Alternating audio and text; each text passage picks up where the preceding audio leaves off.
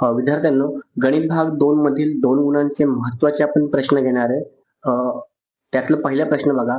आकृतीमध्ये रेख AC आणि रेख BD परस्परांना P मध्ये छेदतात.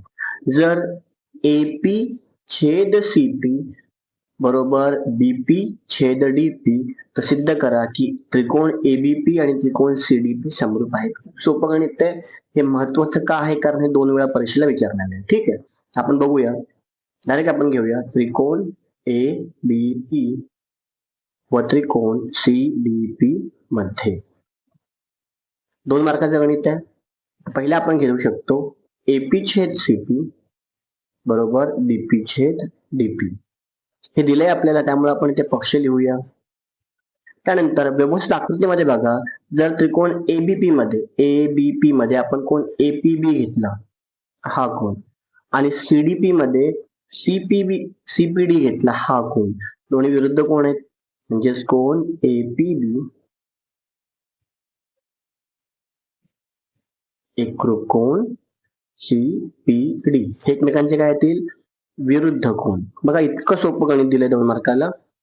हे विरुद्ध कोण आहेत, परस्पर विरुद्ध कोण. आणि म्हणून जर बघा सोपं आहे, ही बाजू हा कोण, ही बाजू यांचं गुणोत्तर त्या साईडला, ही बाजू हा कोण, ही बाजू, म्हणजे बाजू कोण बाजू कसोटीनुसार त्रिकोण ABP समरूप येणाऱ्या त्रिकोण CDP ला कसोटी असणार आहे बाजू कोण बाजू कसोटी. झालं गणित. इतकं सोपं की तुम्हाला 2 मार्क इथे या गणितासाठी मिळतील. ठीक आहे, पुढच्या गणितावर जाऊया. बघा दुसरं गणित आहे त्रिकोण ABC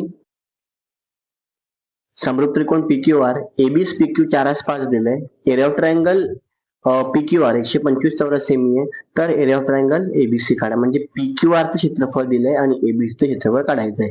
हे किंवा यासारखे खूप गणित परीक्षेला येतात, त्यामुळे आपण हे गणित घेतोय. सोपं आहे. आपण सुरुवात करूया. आकृतीची गरज नाहीये. त्रिकोण ABC समरूप त्रिकोण PQR. जर 2 त्रिकोण समरूप असतील तर आपल्याला माहिती असलं पाहिजे की त्यांच्या क्षेत्रफळाचं गुणोत्तर म्हणजे एरिया ऑफ ट्रायंगल ABC छेद एरिया ऑफ ट्रायंगल PQR हे त्यांच्या संगत बाजूच्या वर्गाच्या प्रमाणामध्ये. त्या बाजू आपल्याला याच दिल्यात, मग यांचाच वर्ग घ्यायचा, म्हणजे AB चा वर्ग छेद PQ चा वर्ग. समरूप त्रिकोणांच्या क्षेत्रफळाचं गुणोत्तर हे त्यांच्या संगत बाजूंच्या वर्गाच्या प्रमाणात असतं. आपण लिहू शकतो समरूप त्रिकोणांच्या क्षेत्रफळांचे प्रमेय. ठीक आहे. आता इथे बघा आपल्याला काय काय दिलंय, हे दिलंय, हे गुणोत्तर दिलंय. आपण तेच करून बघूया. एरिया ऑफ ट्रायंगल ABC छेद एरिया ऑफ ट्रायंगल PQR बरोबर. तर काय करूया आपण, वर्ग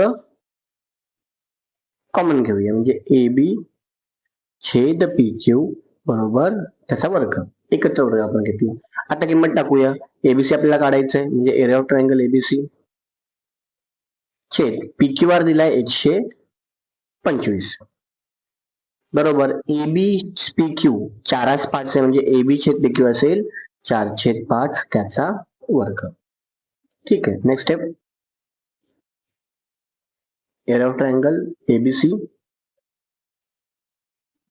छेद एरिया ऑफ ट्रायंगल PQ दिली आपल्याला किंमत 125 बरोबर 4 चा वर्ग 16 आणि 5 चा वर्ग 25. आपण क्रॉस मल्टिप्लिकेशन करूया, किंवा बघा फक्त 125 ला तिकडे घेऊन गेलं की ते गुणिले होतील, म्हणून एरिया ऑफ ट्रायंगल ABC बरोबर 16 गुणिले 25 आधीपासून होते, 125 तिकडे गेल्यावरती गुणिले झाले 125. तुम्हाला तर 25 चा पाडा येत असेल, सोपं आहे. 25 1 25, 25 2 50, 25 3 75, 25 4 100 आणि 25 5 125. आणि म्हणून एरिया ऑफ ट्रायंगल ABC बरोबर करा ह्या दोघांचा गुणाकार, 16 पंचे 80, 80 चौरस सेमी हे आपलं उत्तर येणार आहे या गणिताचं. 2 गणित आपले झाले. पुढचं गणित करूया. तिसरं गणित बघा विद्यार्थ्यांना, त्रिकोण MNP च्या एन हा जो कोण आहे याचा एन क्यू हा कोण दुभाजक आहे. जर MN5 PN7 MQ 2.5 तर QP काढा. बघा सोपं आहे. आपण सुरुवात कशी करायची याची की कोण N चा रेख NQ हा दुभाजक आहे. जर रेख NQ हा दुभाजक असेल म्हणजे कोण दुभाजक असेल तर आपण वापरू शकतो कोण दुभाजकाचं प्रमेय आणि म्हणून कोण दुभाजकाच्या प्रमेयानुसार कोण दुभाजकाचं प्रमेय काय सांगतं की जर एखाद्या त्रिकोणामध्ये एका कोणाचा दुभाजक त्या समोरील बाजूला दोन भागात विभाजित करत असेल तर पूर्ण बाजूंचं गुणोत्तर हे त्या दोन भागांच्या गुणोत्तर एवढं असतं. मग आपण आधी पूर्ण बाजूंचं गुणोत्तर घेऊया. मग पूर्ण बाजू कुठल्या आहेत आपल्या MN छेद NP. मग आता ह्या दोन तुकड्यांचं गुणोत्तर घेऊया MQ छेद QP. आता आपल्याला ज्या किमती टाकूया MN5 PN आणि NP एकच म्हणजे PN किती 7 MQ 2.5 आणि तुम्हाला QP काढायचं. आता बघा सोपं आहे. जर डोकं असेल तुम्हाला कळलं असेल की 5चे अर्धे 2.5 मग 7चे अर्धे 3.5 तरीही आपण तिरकस गुणाकार करून हे काढू. मग तिरकस गुणाकार या दोघांचा आधी होईल 5 गुणिले QP आणि मग या दोघांचा होईल 2.5 गुणिले 7. नेक्स्ट स्टेपला बघा हे 5 तिकडे भागिले जातात म्हणून QP बरोबर 2.5 गुणिले 7 आणि हे 5 आपले खाली येतील. 5 एके 5 5 5 25 एका संख्येनंतर पॉईंट म्हणून QP आपलं किती आलं 0.5 गुणिले 7 7 5 35 म्हणजे 3.5 काय आलं QP. इतकं सोपं हे गणित आपलं आहे. 3 गणित आपले झाले. चौथं करूया. चौथं गणित बघा समलंब चौकोन ABCD मध्ये बाजू AB समांतर बाजू PQ समांतर बाजू DC आणि ह्या किमती दिल्यात आणि म्हणजे आपल्याला BQ ची किंमत काढा. सोपं आहे. सुरुवात करूया आपण. चौकोन ABCD मध्ये जर बाजू AB समांतर बाजू PQ समांतर बाजू DC असेल जर तीन बाजू एकमेकांना समांतर असतील म्हणून आपल्याला वापरायचंय की 3 समांतर रेषांच्या आंतरछेदाच्या प्रमेयानुसार. आता 3 समांतर रेषेच्या आंतरछेदाचं प्रमेय काय सांगतं की जर 3 रेषा समांतर असतील आणि त्यांना 2 रेषा छेदत असतील तर त्या 3 समांतर रेषांमुळे 2 रेषांवर होणारे जे आंतरछेद आहेत ते प्रमाणामध्ये असतात. ठीक आहे. मग ह्या 2 रेषा आहेत त्यांना ह्या 3 रेषा समांतर आहेत छेदतायत तर हा आंतरछेद आणि हा आंतरछेद यांचं गुणोत्तर याच्या एवढं असणार आहे. म्हणजेच आकृतीनुसार आपल्याला काय घ्यायचंय AP छेद PD बरोबर BQ छेद QC. तुम्ही टाकूया. AP किती होतं 15 PD 12 BQ काढायचंय आणि QC किती आहे 14. ठीक आहे. त्याचाच गुणाकार किंवा बघा भागिले 14 इकडे आला की गुणिले होतात. मग 15 भागिले 12 गुणिले 14 बरोबर BQ. जागा आहे आपण वापर करूया त्याचा. इथे बघा 12 आणि 14 ला भाग लागतोय कितीने 2 ने. मग 2 सक 12 आणि 2 साती 14 3 दुने 6 3 5 15 म्हणजे आपल्याला BQ काय मिळतंय या दोघांचा गुणाकार 5 7 35 छेद 2. 35 छेद म्हणजे काय 35 चे अर्धे करा 35 चे अर्धे 17.5 म्हणजे 17.5 आपल्याला BQ मिळतो. ठीक आहे. बघा हे 4 गणित आपले झाले. पुढच्या गणितावर जाऊया. 5वं गणित बघा त्रिकोण ABC मध्ये रेख D समांतर बाजू BC आहे. AD 6 DB 9 EC दिले आणि AE काढायचे. सोपं आहे. बघा आता इथे तुम्हाला जर दिसलं की त्रिकोण एबीसी किंवा कुठलाही त्रिकोण जो आहे त्याच्यामध्ये रेख डीई समांतर बाजू बीसी म्हणजे काय की दोन बाजूंना कापून जाणाऱ्या रेषा जर तिसऱ्या बाजूला समांतर असेल तर प्रमेय आपलं येतंय प्रमाणाचं मूलभूत प्रमेय आणि म्हणून प्रमाणाच्या मूलभूत प्रमेयानुसार प्रमाणाचं मूलभूत प्रमेय काय सांगतं की एखाद्या त्रिकोणाच्या दोन बाजूंना छेदणारी आणि तिसऱ्या बाजूला समांतर असणारी रेषा त्या दोन बाजूंना प्रमाणामध्ये विभागते म्हणजेच एडी छेद डीबी बरोबर एई छेद एसी.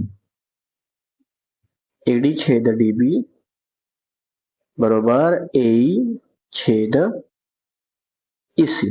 आता एडी आपलं किती आहे 6, डीबी 9, एई काढायचंय आणि इसी 7.5.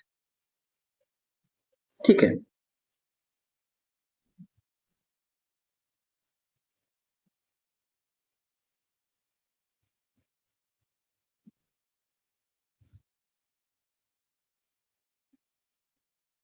बघा मग सोपं आहे भागिले 7.5 तिकडे गेलं की गुणिले होतील एवढंच आपल्याला करायचंय आणि म्हणून 6/9 गुणिले 7.5 बरोबर एई. इथे जागा आपण जागेचा वापर करूया आणि म्हणून एई बरोबर बघा आता इथे काय भाग लागतोय का 9 आणि 7.5 ला ट्राय करून बघूया आपण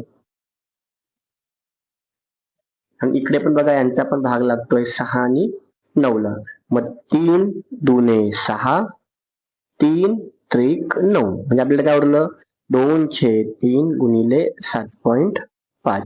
आता इकडे भाग लागतोय का आपण बघूया बरं 3 एके 3 3 दुने 6 7तून 6 गेले 1 राहिला पॉइंट लावला की हा 15 3 5 15 म्हणजे एई आपलं किती आलं 25 दुने 50 एका संख्येनंतर पॉइंट आहे म्हणजे 5 एई आपला 5 आला. हे आपलं झाले 5 गणित. पुढचं गणित बघूया 6वा प्रश्न बघा दोन समरूप त्रिकोणांचे क्षेत्रफळ 81 सेमी वर्ग आणि 121 सेमी वर्ग आहेत. जर लहान त्रिकोणाची बाजू 6.3 सेमी असेल तर मोठ्या त्रिकोणाची संगत बाजू काढा. हा शेवटचा गणित असेल. तर बघा या आजच्या व्हिडिओमध्ये मी प्रकरण 1 मधले 2 मार्काचे महत्वाचे गणित कव्हर केलेले आहेत. ठीक आहे. हा गणित आपण पूर्ण करून घेऊया आधी. दोन समरूप त्रिकोणांचे क्षेत्रफळ तर आपण घेऊया की समजा A1 आणि A2 हे समरूप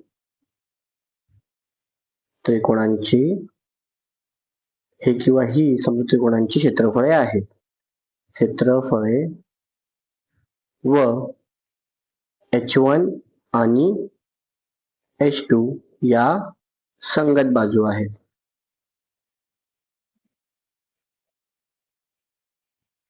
त्यामुळे आपण बघूया बरं A1 किती आपल्याकडे 81 सेमी वर्ग